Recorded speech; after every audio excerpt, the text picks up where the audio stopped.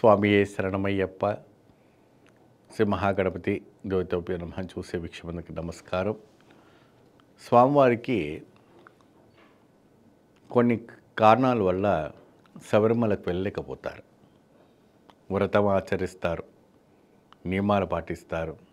ఏదో అడ్డగం వస్తుందో ఏదో ఒకటి వాళ్ళకి శక్తి సహకరించకపోవచ్చు. ఆయన కన్యాస్వామి కావచ్చు, కత్తిస్వామి కావచ్చు, గంటస్వామి కావచ్చు. కానీ ముఖ్యంగా ఇప్పుడు మన టాపిక్ ఏంటంటే కన్యాస్వామికి.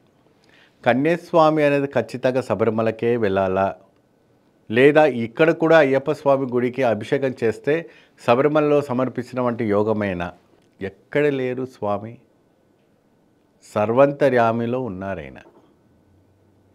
శబరిమలకు మీకు వెళ్ళడానికి శక్తి లేదంటే మీకు పక్కన ఉన్నంటే అయ్యప్ప స్వామి ఏ ఆలయానికి వెళ్ళినా స్వామికి సమర్పించండి, ఆయన చేరుకుంటారు, ఆయన స్వీకరిస్తారు.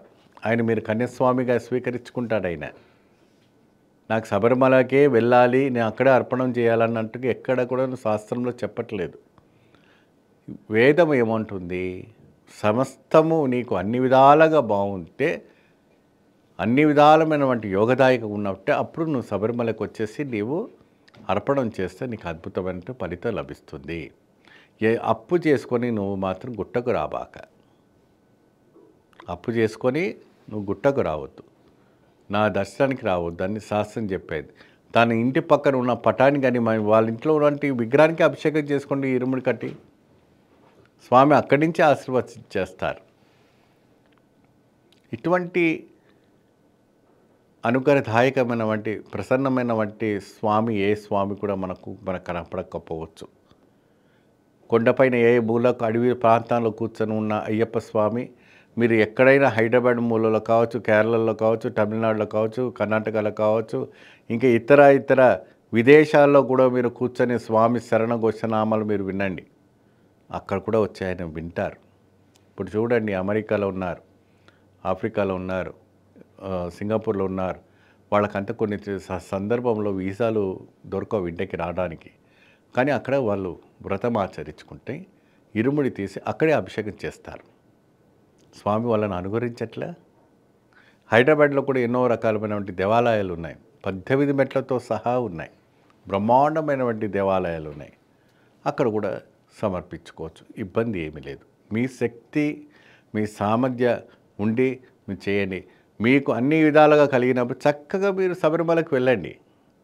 స్వామి ఎప్పటికీ ఉంటారు, 365 రోజుల పాటు మన కోసం వేచి ఉంటారు. ఆయన మన స్వామి, మన అయ్యప్ప స్వామి మన కోసం వేచి ఉంటారు. అందుకే శరణ ఘోష నిరంతరంగా చెప్పండి. ఎన్ని అడ్డంగాలు ఉన్నా కూడా తొలగిపోయేటటువంటి యోగదాయకము ఆ బ్రహ్మాస్త్రము ఆయన దగ్గర మాత్రమే ఉంది. ఇది తత్వం, ఇది సత్యం, ఇది ఒక అద్భుతం. స్వామి ఎంతోమంది కూడా చెప్పారు కూడా నాకు ఎన్నో పూజల్లో కూడా.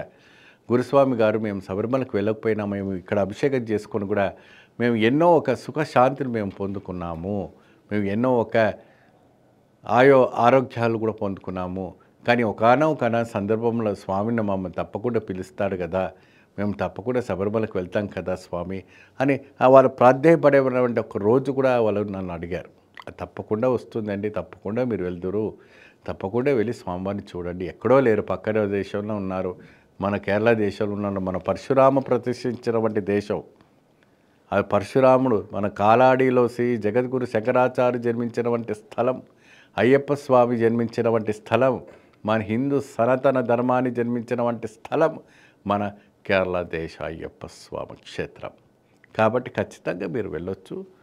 మీకు ఎప్పుడు తీరుకున్నా అప్పుడు శబరిమలకు వెళ్ళి చూడండి. ఇప్పుడు ప్రతి మాసాలు కూడా ఓపెన్ చేస్తున్నారు కాబట్టి ఎప్పుడైనా కూడా వెళ్ళి వ్రతం ఆచరించి చేసుకునండి, మంచి ఫలితం లభిస్తుంది. నమస్తే.